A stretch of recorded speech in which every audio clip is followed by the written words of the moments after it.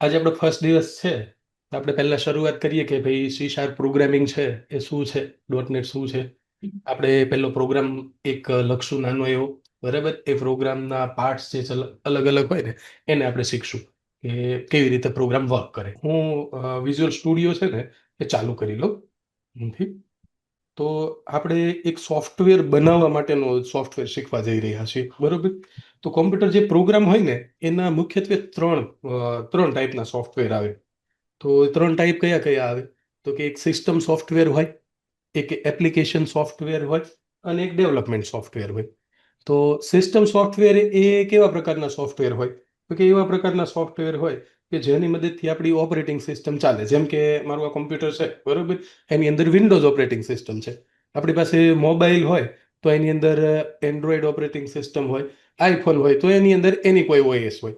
એટલે ઓએસ નું કામ શું છે કે બધા પ્રોગ્રામને ચલાવવાનું. તો એ પણ એક પ્રકારનો પ્રોગ્રામ છે. એને આપણે સિસ્ટમ સોફ્ટવેર કહીએ. હવે ડેવલપમેન્ટ સોફ્ટવેર આપણે જેની ઉપર કામ કરશું ને એ જે પ્રોગ્રામ છે ને એ ડેવલપમેન્ટ સોફ્ટવેર છે.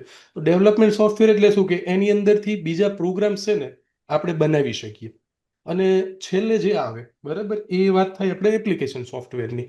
તો કે એપ્લિકેશન સોફ્ટવેર એટલે શું કે આપણે જે બધા સોફ્ટવેર યુઝ કરીએ છીએ બનાવ્યા પછી, કે જેની અંદર કમાન્ડ આપેલા હોય અને એને આપણે એક્ઝિક્યુટ કરી શકીએ, તો એ બધા પ્રકારના જે સોફ્ટવેર હોય ને એને એપ્લિકેશન સોફ્ટવેર કહેવાય.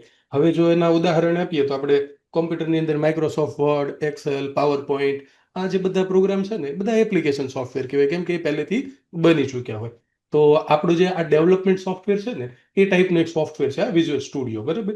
તો એમાં આપણે પહેલા છે ને શરૂઆત કરીએ એટલે આવી સ્ક્રીન આવી, કદાચ તમને થોડી જુદી દેખાય, બરાબર. અહીંયા જે આપણે છેલ્લા પ્રોજેક્ટ પર કામ કર્યું હોય ને એ અહીંયા દેખાય. હા. હું શું કરું છું, અહીંયા પહેલા ક્લિક કરું છું કન્ટિન્યુ વિધાઉટ કોડ ઉપર, અહીંયા, બરાબર. હમ. એટલે આપણો આ પ્રોગ્રામ ચાલુ થઈ ગયો. હવે પ્રોગ્રામ ચાલુ થયા પછી આપણે શું કરશું કે આપણે એક નવો પ્રોગ્રામ બનાવવા માટે જઈશું અહીંથી, બરાબર. તો અહીંથી ન્યૂ કરશું, ન્યૂ પ્રોજેક્ટ કરશું. ન્યૂ પ્રોજેક્ટ કરીએ ને એટલે નવો પ્રોજેક્ટ બનાવવા માટે છે ને ઘણી બધી પ્રકારના અલગ અલગ પ્રકારના પ્રોજેક્ટ એની અંદર બનતા હોય, બરાબર. તો આપણે શું કરશું, આપણે અત્યારે સિમ્પલ એક કોન્સોલ એપ્લિકેશનથી શરૂઆત કરશું. બીજા જે પ્રકાર છે ને એને ધીમે ધીમે જેમ જેમ આપણને જરૂરિયાત પડતી જશે ને એમ આગળના સેશન્સમાં આપણે કવર અપ કરતા જઈશું. તો આપણે જે એપ બનાવવાની છે ને પહેલી શરૂઆત કરશું ને એ કોન્સોલ એપ્લિકેશન છે. કેમ કે શીખવાની શરૂઆત, લેંગ્વેજ શીખવાની શરૂઆત ક્યાંથી થાય? તો કે અહીંથી થાય કે પ્રોગ્રામિંગના જે બેઝિક્સ હોય ને એ આમાં આપણે કવર કરશું. તો અહીંયા આપણે શું ટાઈપ કરશું કે કોન્સોલ. તો કોન્સોલ એપ્લિકેશન છે ને એના માટે પણ આટલા બધા વિકલ્પ છે. અહીંયા આપણે કયો વિકલ્પ સિલેક્ટ કરવાનો કે આપણે સી શાર્પ વિકલ્પ સિલેક્ટ કરવાનું. અહીંયા આ બી સેમ છે પણ અહીંયા શું તફાવત છે? તો અહીંયા વિઝ્યુઅલ બેઝિક છે. જોયું? અહીંયા આની હમ. અંદર શું છે કે સી શાર્પ છે. અહીંયા આપણે જે હમ. લેંગ્વેજ યુઝ કરવાના છીએ ને એ સી શાર્પ લેંગ્વેજ છે. તો આ સિલેક્ટ કરવાનું. હવે આ બાકીના જે છે ને, બરાબર, એ .NET ના હમ. ફ્રેમવર્ક છે અલગ અલગ. એની ઉપર આપણે આગળ ક્યારેક ચર્ચા કરશું, બરાબર. તો અહીંથી આપણે પહેલા શું લઈશું આજના માટે કે ભાઈ કોન્સોલ એપ લેવાની, સી શાર્પ લેંગ્વેજ હોવી જોઈએ, બરાબર, અને કોઈ ફ્રેમવર્ક ના હોવું જોઈએ. અહીંયા છે ને બાય ડિફોલ્ટ જો અહીંયા .NET ઓન વિન્ડોઝ છે અહીંયા. તો આ હા. કરવાનું હા. બરાબર. આ સિલેક્ટ કરશું અહીંથી. સિલેક્ટ કર્યું, હું ડબલ ક્લિક કરું છું. ડબલ ક્લિક કરીએ ને એટલે આપણને શું મળે? સ્ક્રીન મળે છે કે નવો પ્રોજેક્ટ બનાવવા માટેની અહીંયા સ્ક્રીન મળી. અહીંયા તો સૌથી પહેલા આપણે હમ. નામ રાખશું પ્રોજેક્ટનું કે ભાઈ કયો પ્રોજેક્ટ આપણે બનાવવો છે, શેને વિશે આપણે પ્રોગ્રામ બનાવવા જઈ રહ્યા છીએ. તો અહીંથી હું કોઈ નામ ટાઈપ કરી દઉં સારું એવું. દાખલા તરીકે lesson 1 કરી દઈએ આપણે. બરાબર. પ્રોગ્રામનું નામ આપો ને ત્યારે વાત એક ખાસ યાદ રાખવાની કે શરૂઆતનો જે પહેલો કેરેક્ટર છે ને એ આંકડો ના હોવો જોઈએ. જો અહીંયા પાછળ મેં 1 ટાઈપ કર્યું છે ને તો 1 હા. લેસન ના હોવું જોઈએ. સ્પેસ નહીં આપવાની. હમ. હવે અહીંથી આપણે ફોલ્ડર સિલેક્ટ કરશું કે આ જે પ્રોગ્રામ મારે બનાવવો છે ને એ કયા ફોલ્ડરમાં રાખવો છે. અહીંયા તો અહીંથી હું હમ. ફોલ્ડર સિલેક્ટ કરીશ. અહીંયા તો કે ભાઈ ડી ડ્રાઈવની અંદર, બરાબર, કોમ્પ્યુટર ક્લાસની અંદર અભિષેકના ફોલ્ડર્સની અંદર એક મેં ફોલ્ડર બનાવ્યું છે ફર્સ્ટ લેસન, એમ્પ્ટી ફોલ્ડર છે, બરાબર. આ ફર્સ્ટ લેસનનું જે ફોલ્ડર છે ને એમાં આપણે સિલેક્ટ કરીએ છીએ આપણો lesson 1. એટલે કે આ જે પ્રોજેક્ટ ક્રિએટ થઈ રહ્યો છે એ આ જગ્યા ઉપર ક્રિએટ થાય છે. જો અહીંયા એ આપણને અહીંયા બતાવે, હા. બરાબર. હા. આટલું થયા પછી આપણે શું કરવાનું તો કે અહીંયા નેક્સ્ટ ઉપર ક્લિક કરવાનું. જેવું આપણે નેક્સ્ટ ઉપર ક્લિક કરશું ને એટલે અહીંયા છે ને ફ્રેમવર્ક પૂછે. અહીંયા હા, એક ઓપ્શન આવ્યો આપણે કે કયું ફ્રેમવર્ક સિલેક્ટ કરવું છે. અત્યારના માટે આપણે શું રાખવાનું કે લેટેસ્ટ જે સૌથી ઉપરનું આવતું હોય બરોબર 9 એ આપણે રાખી લેવાનું અને અહીંથી આપણે કરવાનું ક્રિએટ, જેનું બટન છે ને અહીંયા ખૂણા ઉપર છે અહીંયા, બરાબર. હવે ક્રિએટ કરશું ને એટલે આ પ્રોગ્રામ છે ને એ તૈયાર થશે અહીંથી. હવે હું છે ને અહીંયા ક્લિક કરીશ, અહીંયા એક મિનિટ. તો અહીંયા મને છે ને એક ઓપ્શન મળશે અહીંયા convert program main style program. આવું આપણે શું કામ કરીએ છીએ તો કે આ છે ને એક લેટેસ્ટ પદ્ધતિથી અલગથી સિંગલ લાઈન છે, પણ આપણે સ્ટેપ બાય સ્ટેપ શીખવા જઈ રહ્યા છીએ ને તો આપણે આ મેથોડોલોજી પ્રમાણે જઈશું. તો અહીંયા છે ને આપણે ક્લિક કરવાનું અહીંયા, એટલે શું થાય કે આ ટાઈપનો એક ઇન્ટરફેસ આવી જાય. હવે અહીંયા જે લાઈન દેખાય છે ને અહીંયા, અહીંથી શરૂઆત કરીએ. 1 થી 7 લાઈનનો પ્રોગ્રામ છે અહીંયા, ઇન્ટરનલ ક્લાસ પ્રોગ્રામ, બરાબર.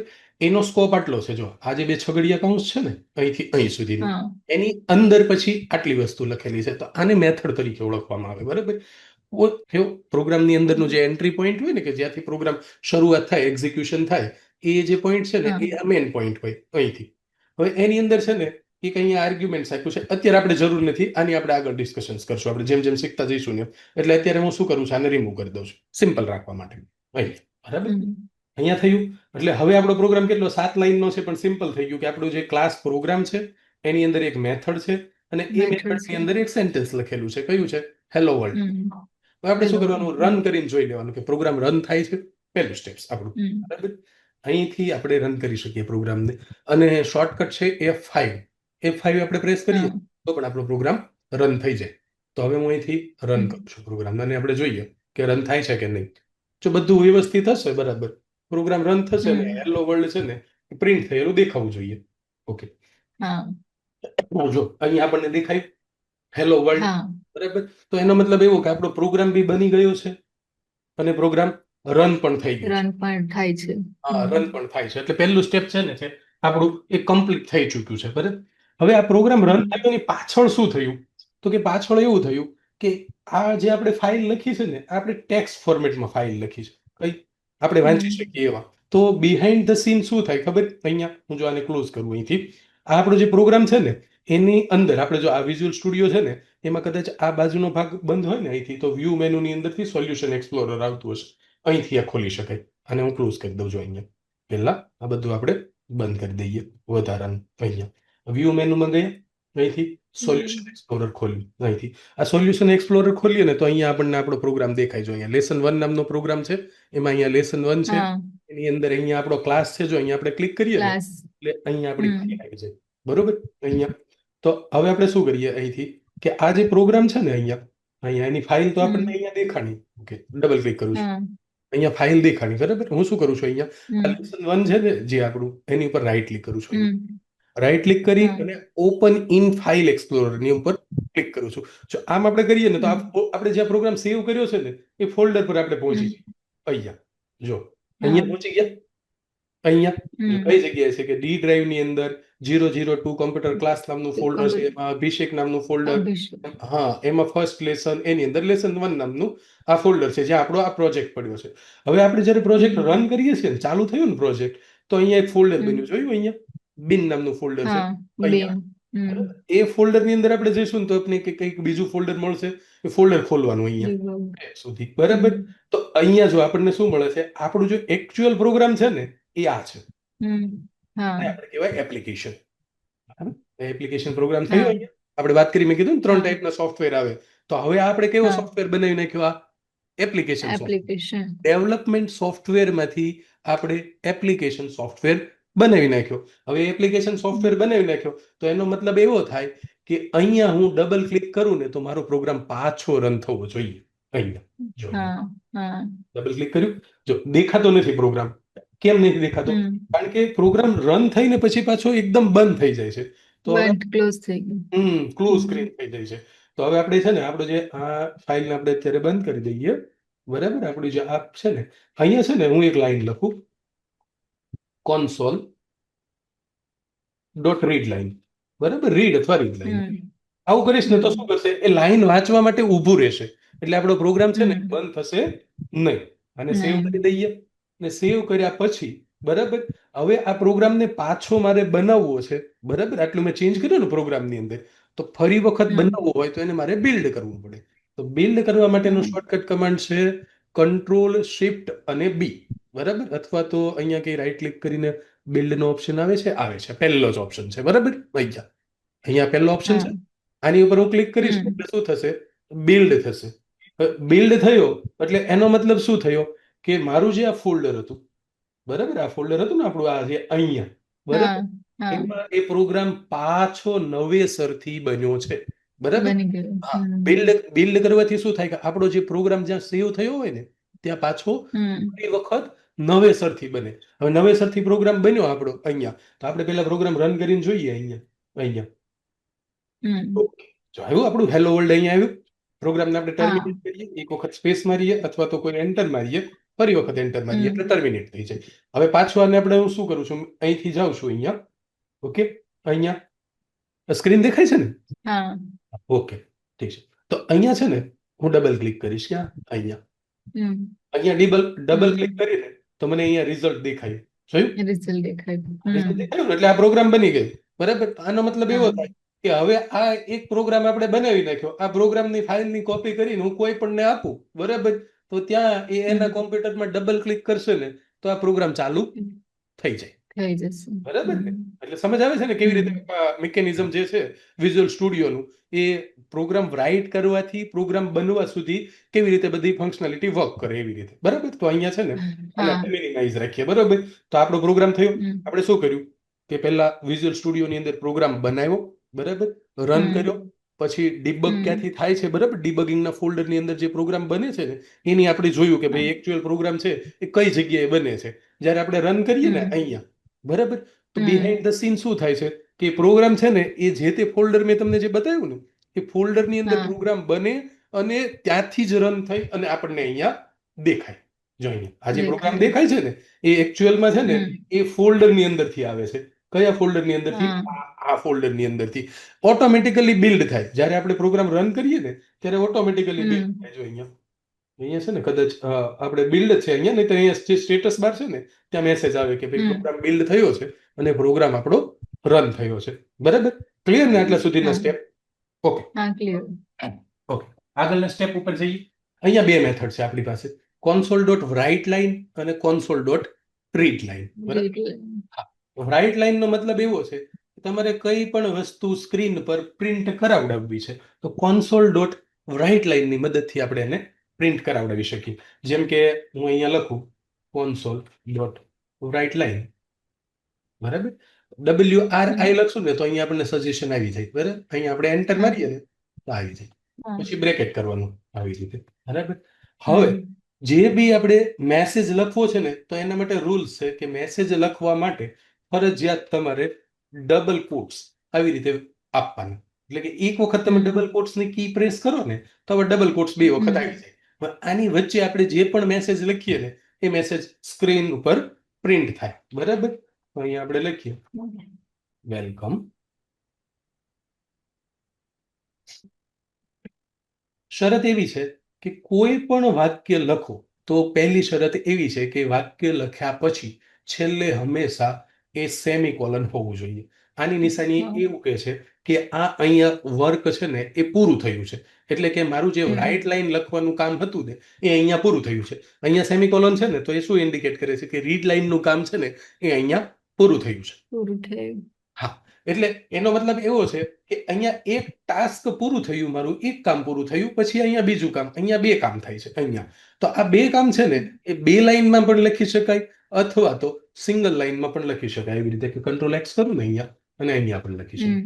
અહીંયા પણ અહીંયા આવી રીતે નહીં લખી શકાય, આ એરર પ્રોડ્યુસ કરશે. બરાબર પડી? અહીંયા એટલે કે દરેક સેન્ટેન્સ લખ્યા પછી, બરાબર, સેન્ટેન્સ જ્યાં જ્યાં બી પૂરું થતું હોય ત્યાં C# ની અંદર સેમિકોલન કરવું ફરજિયાત છે. અહીંયા આપણે ફરી વખત અહીંયા જતા રહીએ, બરાબર. આ કોમન મિસ્ટેક થાય એટલે આપણે ધ્યાન રાખવાનું કે આ મિસ્ટેક છે ને આપણે જ્યારે પ્રેક્ટિસ કરતા હોય ત્યારે કદાચ આવે કે ના પ્રોગ્રામ રન થાય તો પેલું જોવાનું કે સેમિકોલન લખવાનું તો ક્યાંય ભૂલાઈ ગયું નથી ને, એવી રીતે. રન કરીએ આપણે તો રન કરવા માટેના બે રસ્તા છે. F5 થી રન થઈ શકે છે અને કંટ્રોલ F5 પ્રેસ કરવાથી પણ પ્રોગ્રામ રન થાય, બરાબર. અહીંયા હું અહીંયા કંટ્રોલ F5 પ્રેસ કરું છું. આ બંને વચ્ચે તફાવત એ છે કે F5 આપણે પ્રેસ કરીએ ને તો પ્રોગ્રામ ડિબગ મોડમાં થાય, બરાબર, અને કંટ્રોલ F5 પ્રેસ કરીએ ને તો ડિબગિંગ ના થાય, સીધું આપણે પેલા પ્રોગ્રામ ઉપર ડબલ ક્લિક કરીને જે ઓપન કરીએ છીએ ને એ સ્થિતિની અંદર આવે. પણ આપણે ડિબગિંગ આગળ ઉપર જોઈશું કે જેમ જેમ સ્ટેપ બાય સ્ટેપ આગળ વધતા જઈએ ને એમ જોઈશું, બરાબર. તો તમે કંટ્રોલ F5 અથવા તો F5 થી પ્રોગ્રામને શરૂ કરી શકો. થયું, આપણો પ્રોગ્રામ આવી ગયો, અહીંયા શરૂ થઈ ગયો. આપણે વેરિયેબલ શું છે તો અહીંયા જાઉં, હું અહીંથી એક્સપ્લેન કરું. અહીંયા આપણે કોઈ પણ વસ્તુ છે ને એ સ્ટોર કરાવડાવી હોય ને મેમરીની અંદર કોમ્પ્યુટરમાં, બરાબર, તો એ વેરિયેબલની મદદથી કરાવી શકાય. હવે લગભગ પ્રોગ્રામિંગ લેંગ્વેજ હોય ને, કોઈ પણ પ્રોગ્રામિંગ લેંગ્વેજ, તો બધી લેંગ્વેજમાં વેરિયેબલ આવે. એવું નહીં કે C# અંદર. અહીં તો અહીંયા હું કોઈ વેરિયેબલ ડિફાઇન કરું, બરાબર, એને ટૂંકમાં કરીએ વેર, બરાબર. વેર એટલે વેરિયેબલ, બરાબર. તો વેરિયેબલ લખ્યા પછી, બરાબર, હું કે નેમ, ઓકે, અને અહીંયા હું કોઈ એક સ્ટ્રિંગ લખું છું, બરાબર. અહીંયા લખું માય નેમ ઇઝ, ઓકે, અહીંયા લખી. તો આ એક વેરિયેબલ છે અહીંયા, બરાબર. આ વેરિયેબલ છે, આ છે ને એ ડેટા ટાઈપ છે. અહીંયા વેર ટાઈપનો આપણે ડેટા ટાઈપ સ્પેસિફાય કર્યું છે. આ વેરિયેબલનું નામ છે, અને આ વેરિયેબલની અંદર શું વસ્તુ મારે સ્ટોર કરવી છે ને એ જ અહીંયા. તો એકચ્યુઅલમાં કેવું થાય છે કે આ જે લાઈન એક્ઝિક્યુટ થાય ને, આ લાઈન એક્ઝિક્યુટ, ત્યારે શું થાય, આ બાજુનો જે પાર્ટ છે ને, આટલો પાર્ટ, બરાબર, એ ઉચકાઈને કેમાં મુકાય, આની અંદર, આમ. હા, નેમ નામની જે વસ્તુ છે ને એ આ પાર્ટ છે ને એને મેમરીની અંદર સ્ટોર કરી લે અહીંયા, બરાબર. હવે આને આપણે ગમે ત્યાં યુઝ કરી શકીએ. જેમ કે અહીંયા console ડોટ રાઇટ લાઈન છે અહીંયા, બરાબર. અહીંયા હું ફરી વખત એક બીજી console ડોટ રાઇટ લાઈન લખું અહીંયા, બરાબર. અને અહીંયા છે ને આ વેરિયેબલ છે ને, અને હું અહીંથી શું કરું છું, કોપી કરું, Ctrl+C, અને અહીંયા પેસ્ટ કરી લઉં અહીંયા, કેમ, બરાબર. હવે જો બીજો રૂલ્સ એવો છે કે તમે જ્યારે અહીંયા વાક્ય લખતા હતા ત્યારે અહીંયા ડબલ કોટ્સ આપ્યા હતા, આપ્યા હતા ને? પણ જો આ વેરિયેબલ ડિફાઇન કર્યો હોય ને તો આ વેરિયેબલનું ટાઈપ કેવું છે, જો અહીંયા દેખાય છે, બરાબર. શું છે વેરિયેબલનો ટાઈપ? સ્ટ્રિંગ દેખાય છે, બરાબર. નામ સ્ટ્રિંગ અહીંયા દેખાય છે ને, અહીંયા સ્ટ્રિંગ. સ્ટ્રિંગ ટાઈપનો જ્યારે વેરિયેબલ હોય, બરાબર, અને એને આપણે અહીંયા પાસ કરીએ ને અહીંયા, તો અહીંયા આપણે ડબલ કોટ્સ જે છે ને આ એ આપવાના રે નહીં, બરાબર. ડાયરેક્ટલી આપી શકાય અહીંથી. અને હવે આપણે એને રન કરીને જોઈએ કે ભાઈ આ જે વસ્તુ છે એ અહીંયા રન થાય છે, દેખાય છે કે નહીં એમ. જો પ્રિન્ટ થયું અહીંયા. એટ મીન્સ કે આપણું જે વેરિયેબલ હતું ને એમાં સક્સેસફુલી રીતે આપણે ડેટા સ્ટોર કરાવડાવી લીધો છે. અને જે ડેટા સ્ટોર કરાવડાવ્યો ને એ જ ડેટા આપણને આ લાઈનથી ડિસ્પ્લે થાય છે અહીંથી. એટલે પ્રોગ્રામ એક્ઝિક્યુશન કેવી રીતે થાય?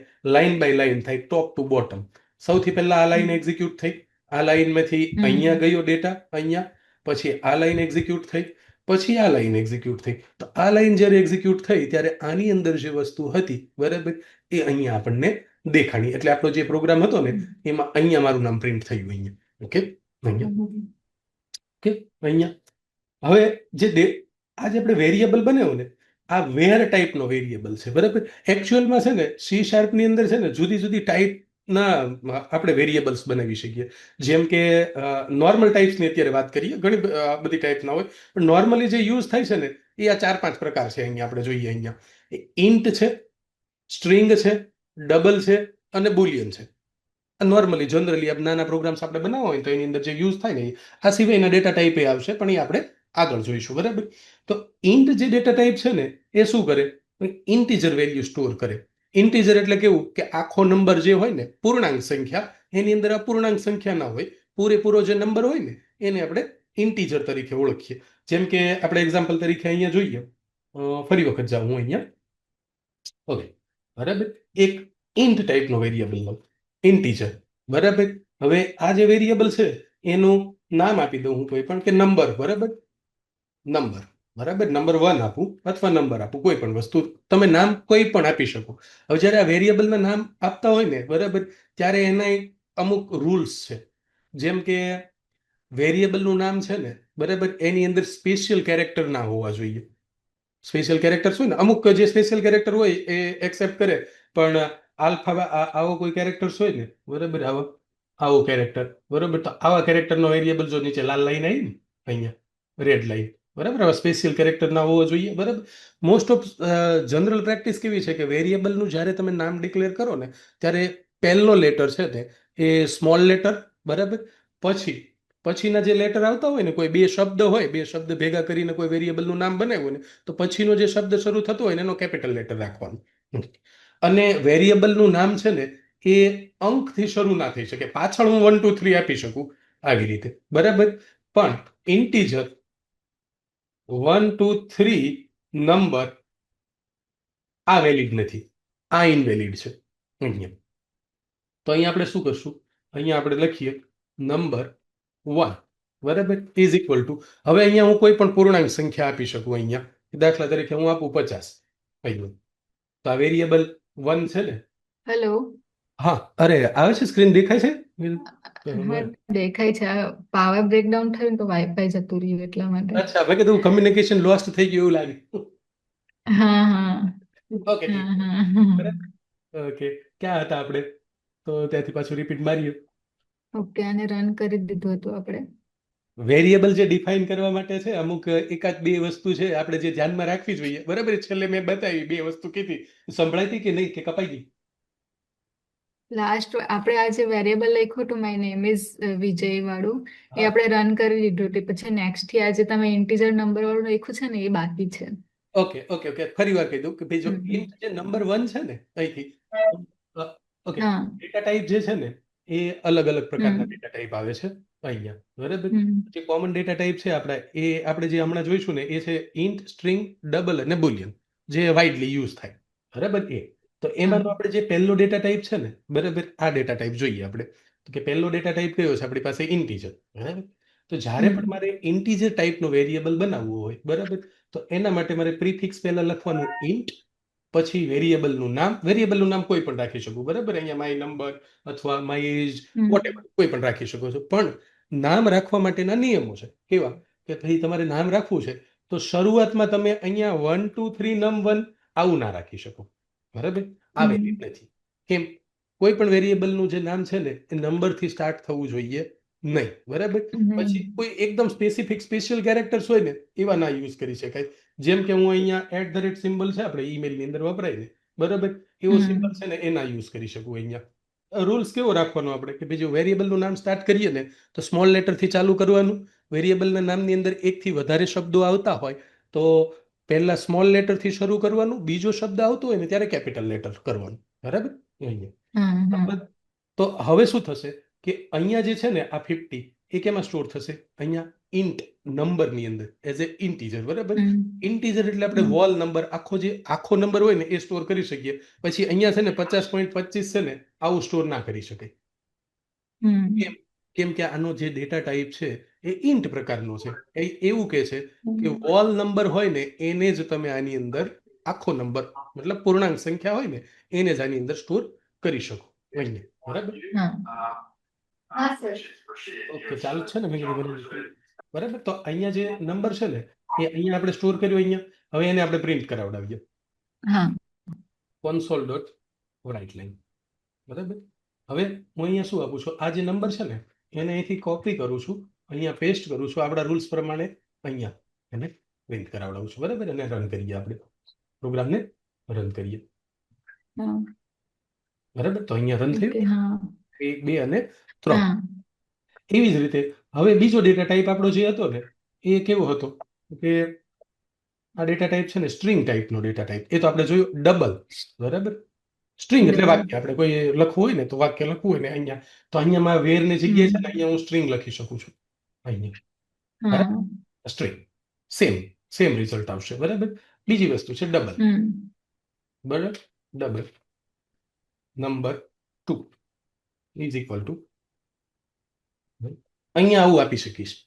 જ્યારે મારે કોઈ પોઈન્ટ વાળી સંખ્યા લેવી હોય આવી, બરાબર, તો એના માટે ડેટા ટાઈપ કેવો હોવો જોઈએ? ડબલ, બરાબર. ડેસિમલ બીજો ટાઈપ છે આપણે, પણ અત્યારે આપણે જોઈએ કે ભાઈ ડબલ મારે પૂર્ણાંક સંખ્યા સિવાયની કોઈ અપૂર્ણાંક સંખ્યા હોય, અધૂરી સંખ્યા, અપૂર્ણાંક સંખ્યા છે ને 50.50, બરાબર, ડબલ વેરિયેબલ લઈ શકું. અહીંયા કોપી કરું, પેસ્ટ કરું, અને અહીંયા શું કરું છું? આને બી કોપી કરું છું, આને બી પેસ્ટ કરું છું, અને હવે રન કરું છું. અહીંયા થાય છે. ઓકે, પ્રિન્ટ થઈ ને અહીંયા, હા બરાબર. તો આ બે હમ વચ્ચેનો તફાવત શું હતો કે અહીંયા પૂર્ણાંક સંખ્યા, અહીંયા અપૂર્ણાંક સંખ્યા. અહીંયા અપૂર્ણાંક. હવે અહીંયા બીજું એક ટાઈપ છે, અહીંયા બુલિયન ટાઈપ છે. આની ઉપર આપણે બુલિયન. વિસ્તારથી જોઈશું. અહીંયા બુલિયન ટાઈપ એટલે કેવું કે ટ્રુ અથવા ફોલ્સ હોય, જેની અંદર કે ભાઈ એની અંદર બે જ વેલ્યુ સ્ટોર કરી શકાય, કાં તો ટ્રુ અથવા તો ફોલ્સ. અહીંયા હું લખું હવે today is Sunday is equal to false. False. અહીંયા બરાબર. ગ્રીન લાઈન એટલા માટે આવે છે કે અહીંયા આપણે યુઝ નથી કર્યું ને, એટલે કંટ્રોલ સી કર્યું, કંટ્રોલ વી કર્યું, બરાબર, કોપી કર્યું, અહીંયા પેસ્ટ કરું, બરાબર, અને રન કરવું. જોઈએ ફોલ્સ પ્રિન્ટ અહીંયા, બરાબર. આવી રીતે અહીંયા ટ્રુ ફોલ્સ છે ને એ વેરિયેબલમાંથી પ્રિન્ટ થાય. ટેમ્પરરી અત્યારે ડિલીટ કરી દઈએ બધી જ લાઈનને. હું અહીંયા એક વેરિયેબલ લો સ્ટ્રિંગ, બરાબર, first name is equal to, અહીંયા લખું મારું નામ, ફોર એક્ઝામ્પલ વિજય, બરાબર, સ્ટ્રિંગ લાસ્ટ નેમ લવસાનિયા. હવે આ બે સ્ટ્રિંગને જોડીને મારે એક સાથે પ્રિન્ટ કરાવડાવવી છે, તો હું શું કરીશ તો કોન્સોલ ડોટ રાઇટ લાઈન, બરાબર, અહીંથી શું કરીશ તો કે ફર્સ્ટ નેમ, બરાબર, જેવું અહીંયા ટાઈપ કરીશ ને તેવું મળી જશે. અહીંયા પ્લસ, બરાબર, અહીંયા શું કરવાનું પ્લસની નિશાની અને લાસ્ટ નેમ, બરાબર. હવે ફર્સ્ટ નેમ ને લાસ્ટ નેમ બે રીતે એકદમ જોડીને કરીશ ને તો વચ્ચે છે ને કોઈ સ્પેસ નહીં આવે, એટલે અહીંયા શું કરવાનું ફરી વખત એક સ્પેસ આપવાનું આવી રીતે, પછી પાછું જોડવાનું. અહીંયા સ્પેસ આપ્યો અહીંયા, બરાબર, અને હવે આપણે રન કરીને જોઈએ. જો સ્પેસ આવ્યો ને, આખું નામ ટાઈપ થાય અહીંયા આવી રીતે. તો એક કરતા વધારે સ્ટ્રિંગ જ્યારે જોડવાની હોય ને તો આવી રીતે જોડી શકાય. આને કહેવાય કન્કેટિનેશન્સ, બરાબર. પણ આ સ્ટ્રિંગની અંદર અને નંબરની અંદર અલગ અલગ રીતે વર્ક કરે આવી રીતે. ફોર એક્ઝામ્પલ અહીંયા મેં લખ્યું કે ઇન્ટીજર, બરાબર, ફર્સ્ટ નંબર, બરાબર, ઇઝ ઇક્વલ ટુ 10. અહીંયા બીજો એક ઇન્ટીજર લઉં, second number is equal to 20, બરાબર. હવે આ જ લાઈન સેમ છે, બરાબર, એને કોપી કરું અહીંયા મેં એક જ રાખું અહીંયા, બરાબર. અહીંયા લખું ફર્સ્ટ નંબર, કંટ્રોલ સી, અહીંયા લખું સેકન્ડ નંબર, કંટ્રોલ સી, બરાબર, અહીંયા. અને હવે આને જો હું રન કરીશ ને તો શું થશે, અહીંયા જોઈએ શું રિઝલ્ટ આવ્યું, 30. એડિશન થઈ ગયું. હા, એડિશન થઈ ગયું, બરાબર. તો ડેટા ટાઈપ જે છે ને એની ઉપર ડિપેન્ડ કરે છે આ પ્લસની સાઇન. જો સ્ટ્રિંગ ટાઈપનો ડેટા ટાઈપ હોય અહીંયા, બરાબર, તો કન્કેટિનેશન થાય. કન્કેટિનેશન એટલે કે જોડાય પાછળથી, બરાબર. ડેટા ટાઈપ જો ઇન્ટીજર ટાઈપનો હોય તો એમાં એડિશન થઈ જાય, બરાબર. આ ધ્યાન રાખવાનું, બરાબર. અહીંથી હવે આપણે શું કરીએ કે ભાઈ એજ કેલ્ક્યુલેશન્સ કરવી હોય, એક રિયલ વર્લ્ડ એક્ઝામ્પલ જોઈએ કે ભાઈ આપણે આની મદદથી આપણે એજ કેલ્ક્યુલેશન્સ કરવી હોય તો કેવી રીતે કરી શકાય. યુઝર પાસેથી મારે કોઈ ઇનપુટ લેવો હોય ને તો એમાં લખવાનું અહીં એક વેરિયેબલ ડિફાઇન કરવાનું, બરાબર, વેરિયેબલ, બરાબર, અથવા તો સ્ટ્રિંગ.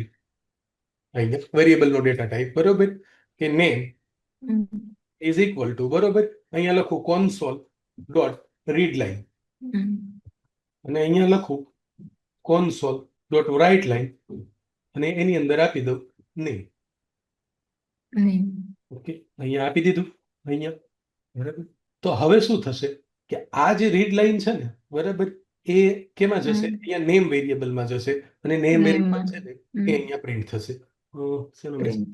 ઓકે, ઠીક છે, રન કરીને જોઈ લઈએ. અહીંયા હવે જેવું હું એન્ટર આપીશ ને તો ફરી વખત પાછું પ્રિન્ટ થયું. કેમ? આની અંદરથી ક્યાં ગયું, આ પેલી લાઈન હતી ને, આ લાઈન એ આ વેરિયેબલમાં ગઈ અહીંયા, અને એ જ વેરિયેબલ અહીંયા પાછી રાઈટ થઈ છે અહીંયા, બરાબર. તો અહીંયા હવે હું એવી રીતે લખી શકું અહીંથી, બરાબર. અહીંયા લખું, અહીંયા console ડોટ રીડ લાઈન કર્યું અહીંયા, તો પહેલી લાઈન છે ને કંઈક આવી લખ્યું, for example console dot write line,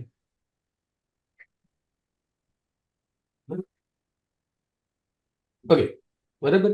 તો આપણે જોયું કે આપણે અહીંયા શું કરીએ છીએ, યુઝર પાસેથી છે ને એક આપણે ઇનપુટ લઈએ છીએ અહીંથી, બરાબર. તો પહેલા મેં શું લખ્યું, console dot write line, what is your birth year. પછી અહીંયા શું કર્યું કે console ડોટ રીડ લાઈન, બરાબર, એને શેમાં સ્ટોર કર્યું? એક વેરિયેબલમાં સ્ટોર કરું છું અહીંયા બર્થ યરની અંદર, બરાબર? તો બર્થ યરની અંદર શું થશે કે અહીંયા જે બી યુઝર ઇનપુટ આપશે ને એ આમાં સ્ટોર થશે અહીંયા, બરાબર?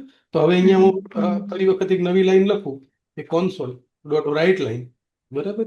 અને એની અંદર હું અહીંયા લખું અહીંયા તો કયું મારું બર્થ યર, બરાબર? તો અહીંયા જે લાઈન છે, બરાબર, જે પ્રિન્ટ થાય છે અહીંયા, બરાબર, આપણે ફરી વખત રન કરીને જોઈએ, આપણે પ્રોગ્રામને સ્ટોપ કરીએ અહીંયા console dot write line run અહીંયા, બરાબર? જો અહીંયા હવે પ્રોપર પ્રોગ્રામ રન થયો અહીંયા. Okay? અહીંયા બર્થ યર, અહીંથી આપણે કોઈ બી બર્થ યર નાખીએ અહીંથી, બરાબર, કે ભાઈ 1990, બરાબર, અને એન્ટર પ્રેસ કરીએ ને તો સેમ આ જ વસ્તુ અહીંયા પ્રિન્ટ થશે અહીંયા નીચે અહીં સુધીનું. ઓકે, બરાબર? અહીંથી ફરી વખત હું એન્ટર મારું તો અહીંથી નીકળું, બરાબર? હવે મને શું કરવું છે કે મને એવું કરવું છે કે બર્થ યર ઉપરથી, બરાબર, અત્યારે એજ કેટલી છે ને એ મારે કાઉન્ટ કરવી છે, કેલ્ક્યુલેટ કરવી છે કે જે તે પર્સન છે એ કોઈ બર્થની જે યર્સ એનું ટાઈપ કરે ને તો એની એજ અત્યારે કેટલી હોય ને એ મારે જાણવું છે. તો એના માટે આપણે શું કરવું પડે? તો એના માટે સિમ્પલ કેલ્ક્યુલેશન્સ કરવું પડે. શું કેલ્ક્યુલેશન કરવું પડે? આપણા જે કરંટ યર છે માઇનસ જે બર્થ યર છે એ કરીએ તો. યસ, એક્ઝેક્ટલી, બરાબર. તો આપણે શું કરવું પડે કે કરંટ યર જે છે ને એને માઇનસ થી બર્થ યર આપણે કરવું પડે, બરાબર?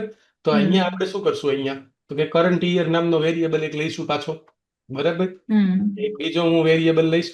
એ વેરિયેબલનો ડેટા ટાઈપ છે ઇન્ટીજર લઈ શકાય છે અથવા તો વેર ટાઈપ લઈ શકાય, બરાબર? વેર ટાઈપ એટલે કે આ બાજુ જે તમે ટાઈપ કરો ને આ બાજુ એમાં જે હોય ને ટાઈપનો આ વેરિયેબલ બની, હા, એમાં અસાઇન થઈ જાય. માનો કે વેર લો, બરાબર, current year is equal to, બરાબર, અત્યારે કયું યર ચાલે છે? તો કે 2025. અહીંયા તો અહીંયા શું થાય કે આ કરંટ યર છે ને આનો ડેટા ટાઈપ કેવો છે? ઇન્ટીજર છે. તો આ વેર છે ને એ શું કરે? જ્યારે પ્રોગ્રામ રન થાય ત્યારે ઓટોમેટિકલી આ કરંટ યરની શેમાં કન્વર્ટ કરી નાખે?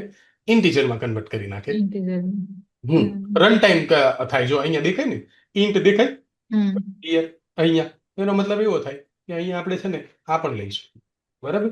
આ પણ સાચું છે, બરાબર? આ પણ સાચું છે, બરાબર? અહીંયા હવે છે ને જો અહીંયા રેડ લાઈન આવે છે, એક જોયું? અહીંયા વેર હતું ને ત્યારે રેડ લાઈન નહોતી, બરાબર? પણ જેવું મેં અહીંયા ઇન્ટીજર કર્યું ને અહીંયા ઇન્ટ, બરાબર, તો રેડ લાઈન, બરાબર? રેડ લાઈન એટલા માટે આવે છે કે ઇન્ટીજર છે ને આપણે console ડોટ જે રીડ લાઈન કરીએ છીએ ને એનો જે ડેટા ટાઈપ છે ને, બરાબર, એ ઇન્ટ પ્રકારનો નથી. જ્યારે બી આપણે યુઝર પાસેથી કોઈ રીડ કરાવડાવીએ ને ત્યારે ઓલવેઝ શું હોય? સ્ટ્રિંગ હોય અહીંયા. એટલે વેર અંદર તો એ શું કરે છે? સ્ટ્રિંગમાં કન્વર્ટ કરી નાખે. જો અહીંયા શું થાય છે? બર્થ આવે છે શું છે? સ્ટ્રિંગ. પણ કેલ્ક્યુલેશન કરવા માટે આપણને શેની જરૂર છે? તો કે નંબરની જરૂર છે, બરાબર?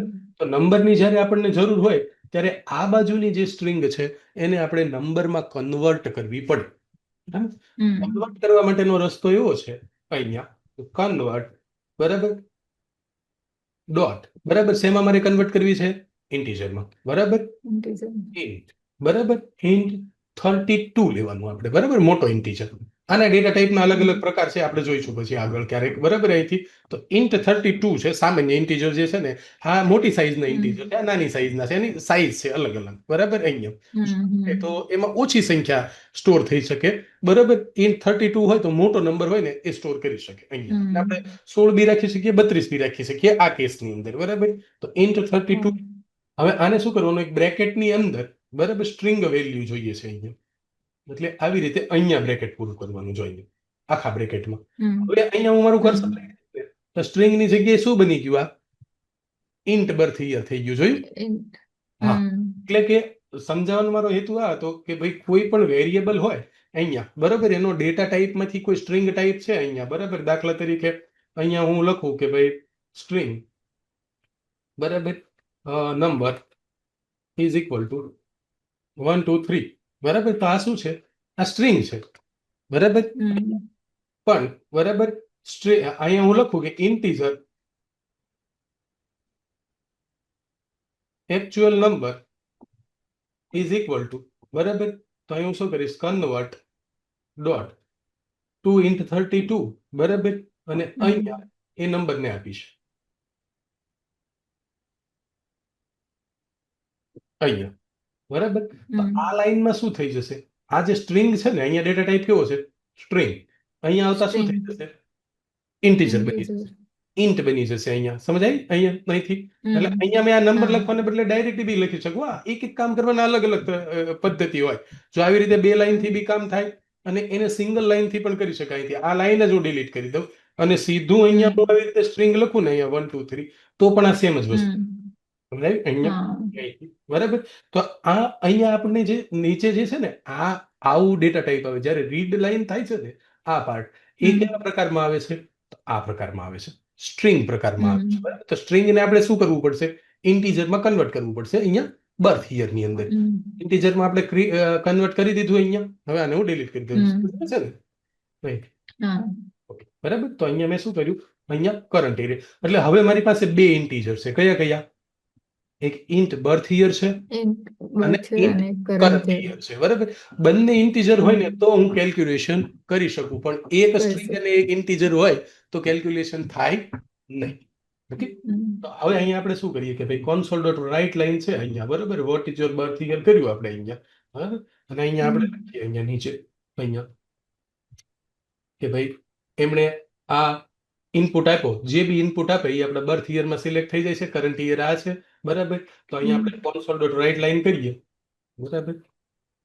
અહીંયા આપણે શું કરીએ તો એક ખાલી એમને લાઈન પ્રિન્ટ કરાવડાવીએ જેથી સારું દેખાય અહીંયા, બરાબર. આવી રીતે કોપી હમ કરીએ, સેમ એ જ લાઈનને પાછી પ્રિન્ટ કરીએ, વચ્ચે પ્રિન્ટ કરીએ, બરાબર. અહીંયા હમ આને આપણે ભૂસી નાખીએ અહીંયા, બરાબર.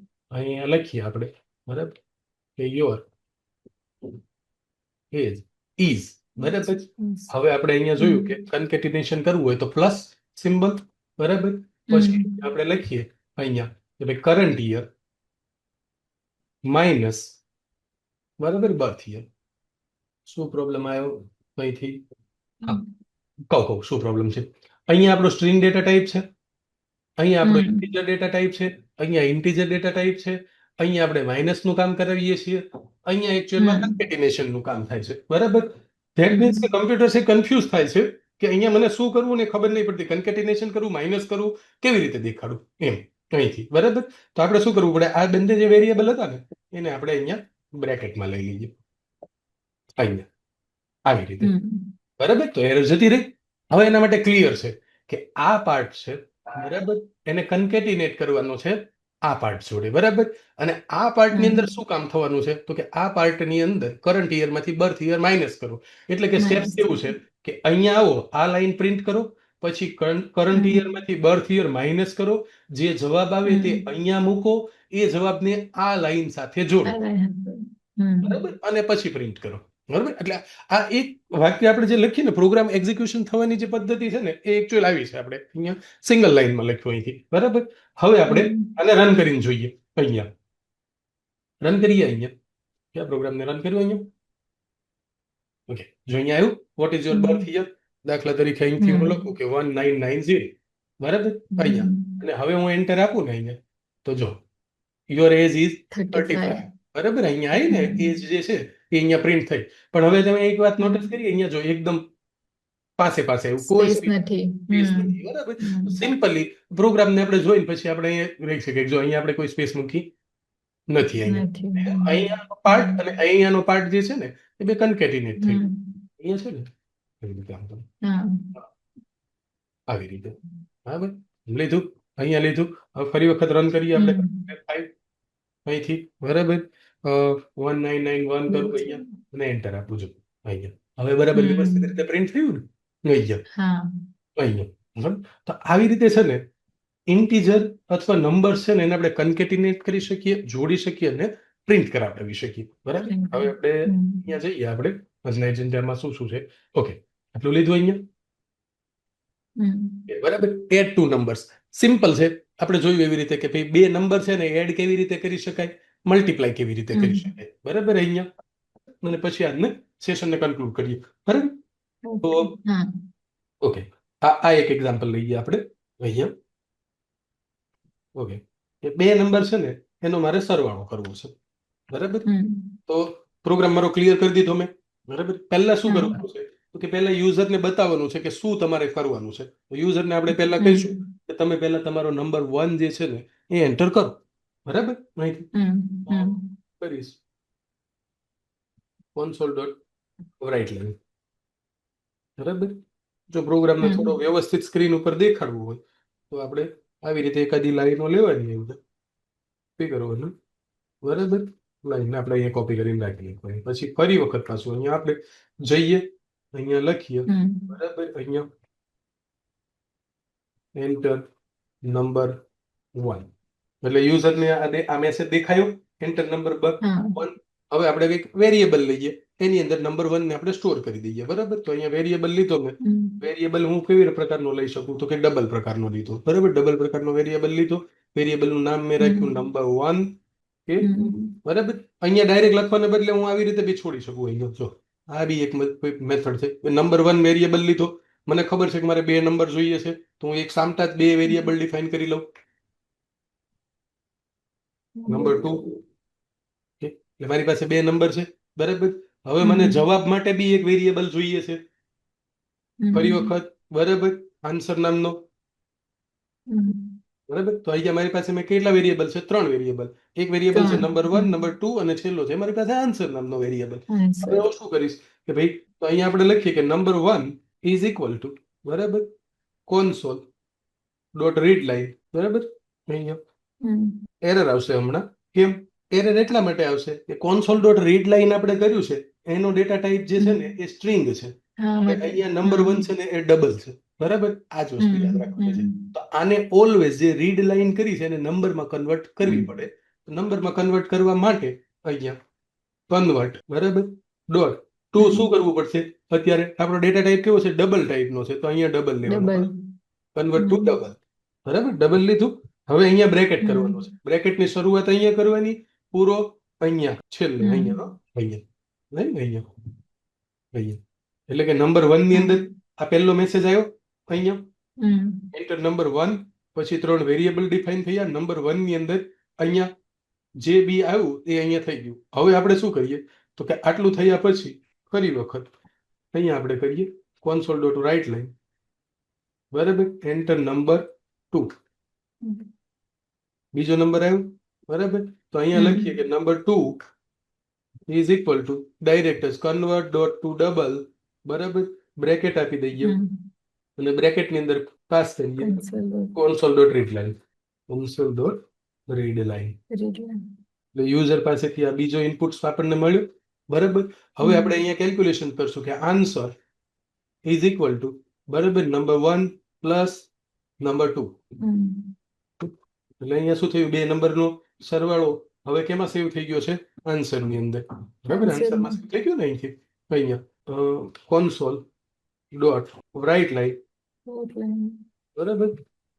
ધ સમ ઇઝ અને પછી અહીંયા ફરી વખતથી આપણે console.writeline. બરાબર? એની અંદર શું રાઈટ કરાવડાવશું? આન્સર. જો ઇન્ટીજર ડેટા ટાઈપ હોય ને એમાંથી સ્ટ્રિંગ ડેટા ટાઈપમાં જ્યારે કન્વર્ટ થાય છે ને ત્યારે કોઈ કન્વર્ઝનની જરૂર પડતી નથી. અહીંયા એકચ્યુઅલમાં શું છે? ડબલ છે. બરાબર? ડબલ નંબર ન્યુમેરિક ટાઈપમાંથી સ્ટ્રિંગ ટાઈપમાં થઈ શકે, પણ સ્ટ્રિંગ ટાઈપમાંથી જ્યારે ન્યુમેરિક ટાઈપ હોય ને ત્યારે જ આવું કન્વર્ઝનની જરૂર પડે છે. બરાબર? અહીંયા થઈ ગયું અહીંયા.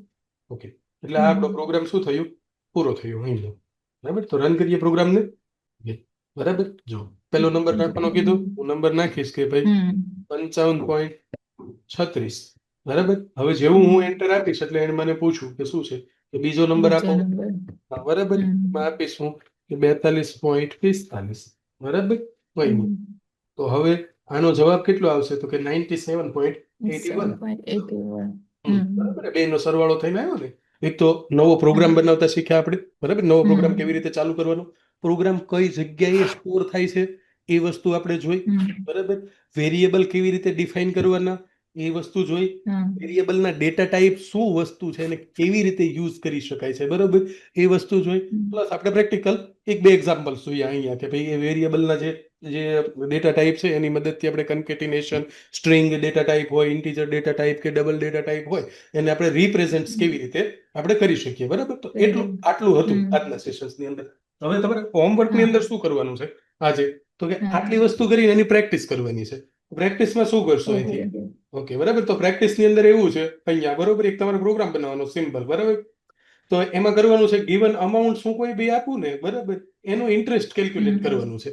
યુઝર પાસેથી લેવાની કોઈ સર્ટેન અમાઉન્ટ, કે ભાઈ આટલી અમાઉન્ટ છે, એનું ઇન્ટરેસ્ટ પર્સન્ટ જો આટલા આટલા ટકા હોય, બરાબર, તો કેટલું થાય, બરાબર, ઇન્ટરેસ્ટ સાથે અમાઉન્ટ કેટલી થાય, એ તમારે સ્ક્રીન ઉપર ડિસ્પ્લે કરાવડાવવાની. અને કાલનો આપણો જે સેશન્સ હોય ને એમાં પહેલા બતાવવાની કે ભાઈ જે તમે પ્રેક્ટિસ કરી છે ને એમાં આટલી વસ્તુ થઈ ગઈ છે એમ. એટલે જનરલ સિમ્પલ જ છે એકદમ, એટલું બધું હાર્ડ નથી.